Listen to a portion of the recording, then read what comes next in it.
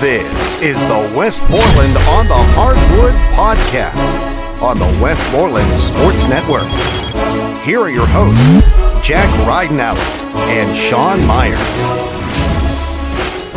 Welcome into another episode of the Westmoreland on the Hardwood Podcast here on the Westmoreland Sports Network's YouTube channel. Sean Meyers, Jack Ridenour, of course, each and every week talking about the week that was for high school basketball and the week that is upcoming as well. Got a lot to get to on this condensed show, including plays of the week. We'll talk about our team of the week, which is the Franklin Regional boys basketball team. Panthers absolutely rolling. We will have our trivia question for the first time this year. Of course, that was a staple last year. And a look ahead for upcoming matchups this week. But Jack, let's begin with our starting five, the biggest takeaways from the past week that was. And I want to start with the Norwin girls because they opened section play in 6A and they opened with an emphatic victory against North Allegheny at North Allegheny, a place that is very difficult to prevail. A big-time win for the Knights, who I think at that point established themselves as the team to beat in all of 6A. No question, Sean. And I think the way that they're doing it and the way that they've been doing it for really many seasons now is defensively, right? I mean, they allow the fewest points per game in all of 6A and also in Section 1, but they clearly did it against North Allegheny, right? North Allegheny actually led after the first quarter 14-9, but then when Norwin holds North Allegheny to 4 points, just 4 points in the second quarter and the third quarter. So you're thinking, 8 points over a 16-minute stretch? I mean, that's hard to try and overcome. I don't care what type of player you have on your team. When you can't score more than 8-10 points in a quarter, it is going to be an uphill battle. And when also you've got a lot of different options on Norwin's side offensively, like Ava Kobus, who had 15, Lauren Palangio, who had 13. And I didn't even mention Kendall Berger, and she's another elite scorer. So obviously, defense wins championships, but you need offense to win games. And I think that this Norwin team, they have a great balance of offense and defense. They've got players that can score. They've got players that can defend. They're just a nice, well-structured team. And I think also for North Allegheny, now they know, that they're maybe not necessarily the top dogs of 6A. And now it's Norwin that seems to be the top dogs of 6A. So now it might be North Allegheny kind of looking up to Big Sister a little bit in Norwin. And again, I mean, this Knights team is just rolling. And again, it's based on the defense. Yeah, it's an interesting dynamic because what we have seen the last few years is Norwin would beat North Allegheny at home. And then when they head out to Wexford, the Knights would come up short. And usually it felt like that would be the second meeting, which would give North Allegheny the better seed heading into the playoffs. We know last year these teams split the regular season, Norwin winning at home, NA winning at home.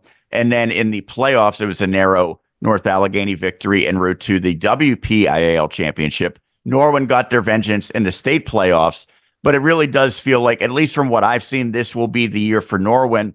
And the fact that they won out in Wexford for the first time in the career of the seniors. They had not won at North Allegheny throughout their 4 years until now. So I think that's significant. You talked about the defense. I think the offense has taken a step forward from last year because Norwin returns the vast majority. NA doesn't. They lost Jasmine Timerson to Pitt, an incredible player. So I think it really should be Norwin's to win at this point, and that's a great way to open it. They then scored a dominant victory against Butler. They did lose to Wheeling Park over the weekend by 1 point at home, but they continue to test themselves against some of the very best competition that the WPIAL, that the state, or even the tri-state area has to offer. Well, speaking of playing top competition, that's certainly what Greensburg Central Catholic boys like to do, and they do it often in section play, including against teams like their rival Jeanette. We saw that matchup last week at Jeanette, and GCC, a pretty emphatic victory. Centurions took care of business. I was on the call for it. Very impressive that it really never was a game that was in doubt, it felt like, for Greensburg Central Catholic. So to win that one, much like Norwin winning on the road, Centurions winning on the road, that is a statement victory for Christian Highlands Group. And like you said, I think the way that they did it, right? I mean, you kind of look at the going into that game, Jeanette and GCC kind of seen as two of the better teams in the classification, and the separation I think that everybody maybe saw leaving that game was, wow, GCC might be 2 or 3 steps ahead of Jeanette. Obviously, maybe they just caught Jeanette on a bad night, but Tyree Turner, I mean, he looked like a man amongst boys, right? I mean, 25 points. I don't know how many points he's averaging this year, but he's had many 20-point games. I think he's had a 30-point game as well. And just when you watch him play, you can tell he's got a great command in how he plays. He's got a great command of the offense. Everybody feeds off of him. And as a quarterback in football, he translates that beautifully over to basketball as a point guard, being able to direct the offense, has a great vision. I mean, he has really, really good court vision, not to mention he's so strong and he's such a good ball handler. And there was, a couple plays where you didn't think he was going to get around the defense, but because of his strength, he's able to find some sort of room and he gets freed up. And I think the big thing with Jeanette was they maybe tried to say, okay, let's play a zone and see what GCC will do. And at first, GCC was a little unsure of what to do. And then they hit, 3 straight threes, 2 straight threes, forces Jeanette to call a timeout. And I think that's where things started to really open up for the Centurions. But one thing about Jeanette, I will say, I think that the team's got a lot of good players, but mainly Kamani Brown. I think you mentioned it on the call last week. I think it was 3 straight and 1 buckets, maybe 4 in the first half. So showing his toughness a little bit as well. But I think that we all now know that the separation that there is between Jeanette and GCC, and it's going to be fun to see these two teams meet up later this season. And I think when we think back to last year's Centurions team, what was the major weakness? They couldn't shoot the 3 all that well with regularity. I don't think that's a problem anymore. And you mentioned the zone defense, and they were able to exploit that from the perimeter. That was in large part because Franco Alvarez was feasting down low early. So it's kind of a pick your poison. Last year, if you took away the interior and you took away Alvarez, maybe the Centurions might struggle to beat you from behind the arc. But I don't think that's the case anymore, which has unlocked a higher level for them offensively and another impressive win. Well, we talk about one Centurions team. Let's talk about the other, the GCC girls. Much like Norwin, they went on the road and they probably got a victory against their toughest competition as they were able to knock off Sarah Catholic in a big-time showdown. Some people think these are the 2 best teams in that 2A classification. Chris Scattell's got certainly plenty of talent. He's got players who could score it, but also, much like we talked about before, Jack, it's the defense, I think, for the Centurions that was certainly paramount in that victory against Sarah. And it really needed late in the game. I mean, they were able to hold off Sarah, who made a little bit of a fourth quarter comeback. They cut the deficit from 10 points to 5. And when you're making that little late surge in a fourth quarter situation, the team that's in front, now your back's against the wall and the table's kind of turned on you. But when you've got players like Erica Gribble and Maya Morgan that just feed off of each other, and that's something that Coach Scattell mentioned in an article that I was reading, is how those two feed off of each other so well. They've played a lot of basketball together despite being young players. But when you have Maya Morgan that had 15 of her 26 in the final quarter, and then Erica Gribble hits you on the other side with 26 points, I mean, I don't care what kind of defenders you have on your team. When you've got 2 players that can score the ball at that rate at the high school level, it's a handful for opposing defenses, right? I mean, you look at a team maybe, let's say, in Kiski area, right, where they have Abby Johns that is kind of the focal point of their offense. A defense can kind of narrow in on her and focus in on her and play maybe a box and one, maybe have somebody just follow her around. But when you have 2 players like that, I mean, what are you going to do? Are you going to play almost like a triangle defense? I mean, that just does not work. So this GCC girls team, I think, is going to be very dangerous because they have a 2-headed scoring monster in Morgan and Gribble. And when you, like you mentioned, throw in the defense, I mean, it's going to be a challenge for other teams to try and really stay in ball games with this team.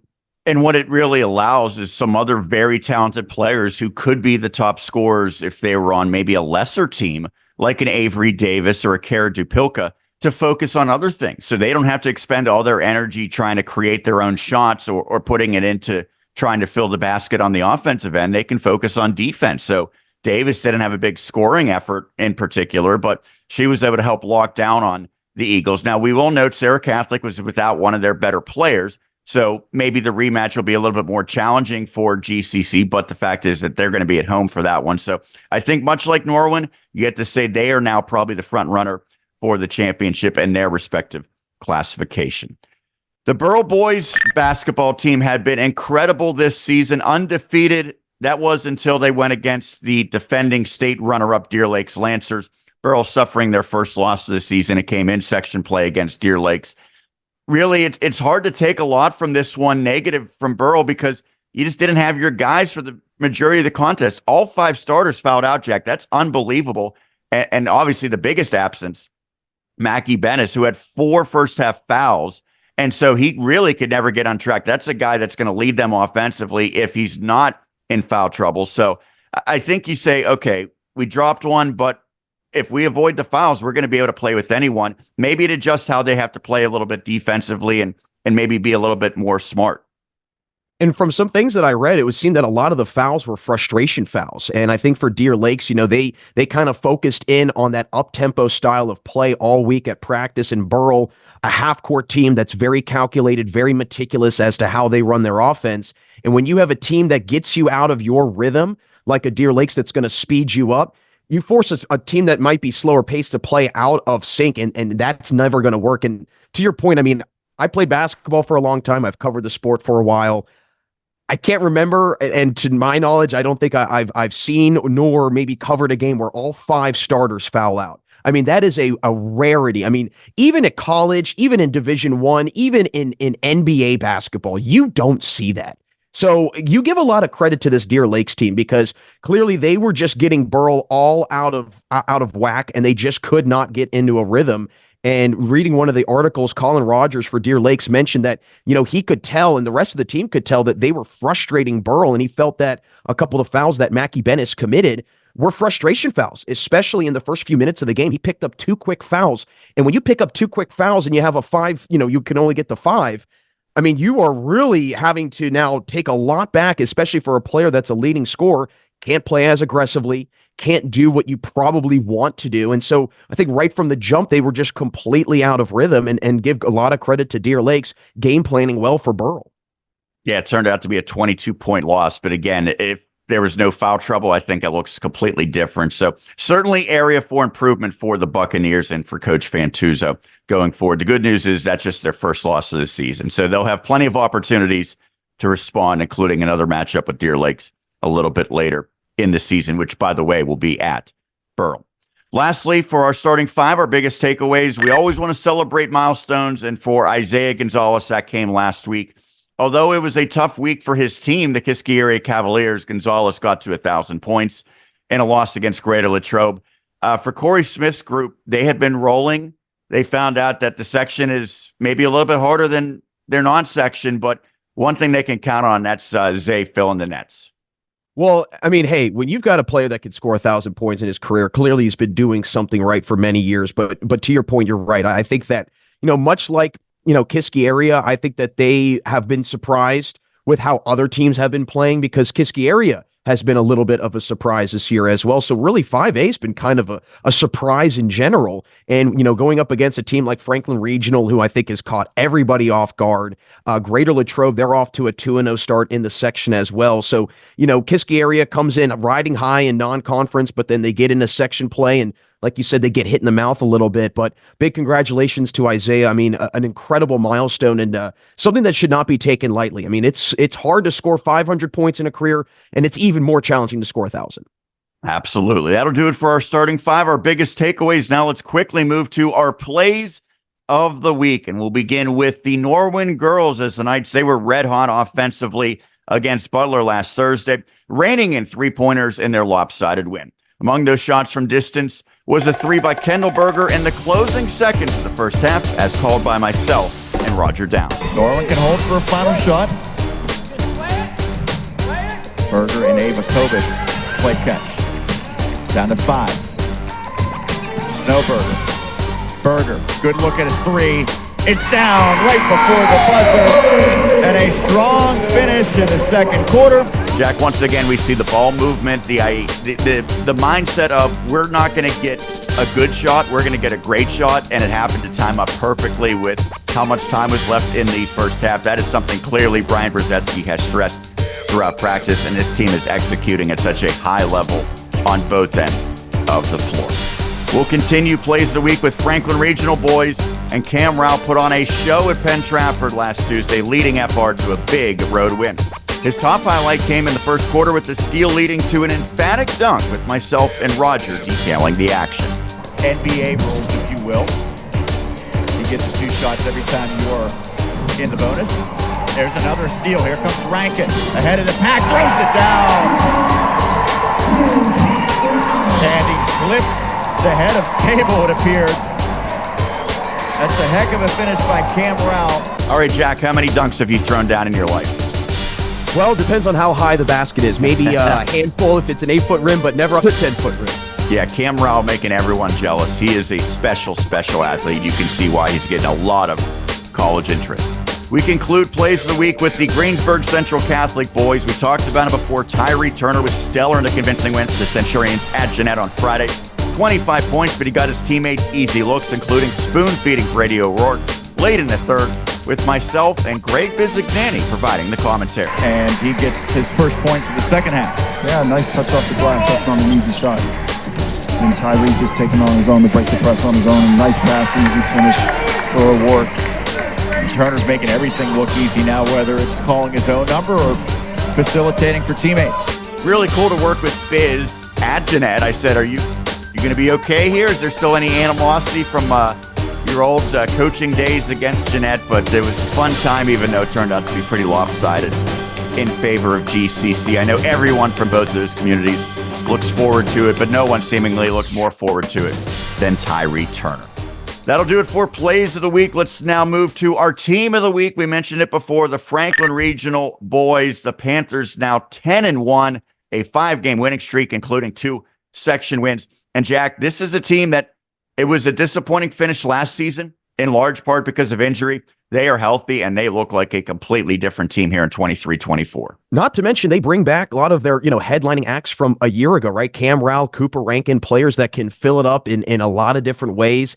And they did lose some key players, but it wasn't like it was a huge overhaul that Coach Jesse Reed had to do to the roster, right? I mean, he did bring back a lot of guys that, let's face it, they've been around for 2-3 years now. And a game and I was thinking about this before we came on air today, a game that I'm going to be very intrigued to see for Franklin Regionals when they play Gateway later this year, because Gateway has had their number over the last few years. We've actually had the coverage of those Gateway Franklin Regional battles. I think that's going to be the truest test of how this Franklin Regional team has come as far as they've come, because again, Gateway in the past, they beat them by 15, 20 points. And the way Franklin Regional has played this year, that could very well change and be in favor of the Panthers. But I mean, when you beat a team like Kiski area that was, like we mentioned, riding very high, they beat Penn Trafford pretty easily as well, who was also riding pretty high as well. You get wins in 6A against North Allegheny. Now, I know NA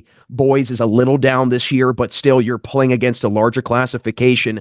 I mean, they have been tested. I mean, we can't sit here and say they haven't been tested, and they've been able to step up to the plate, and they have been swinging it at a huge rate right now. Big game this week against Latrobe, another 2-0 team in the section. They've won 3 straight, including a game in New York, so they're also riding high. I think that's going to be a fabulous game this Tuesday. Yeah, and you mentioned, obviously, the 2 main guys are Cam Rowell and Cooper Rankin, but they returned some other players like Finn Hutchison, who got a lot of run last year. He was the guy when Rowell and Rankin were out with injury. So that's, a nice luxury to say he's now our 3rd or 4th option. I think he was their 4th leading scorer last week, at least heading into the game against Penn Trafford, I did.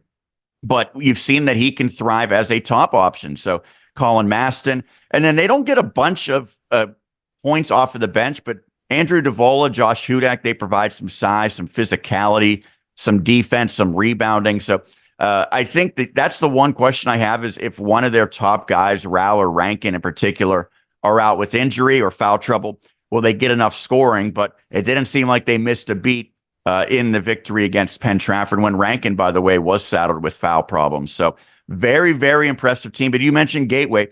They have 2 home games this week, Greater Latrobe and Gateway. So I think we will know a lot more after this week. But right now, you look at their resume, it's impressive. Their only loss was against a really good 6A team in Butler. And to your point, they've defeated some really good teams, including Greensburg Central Catholic.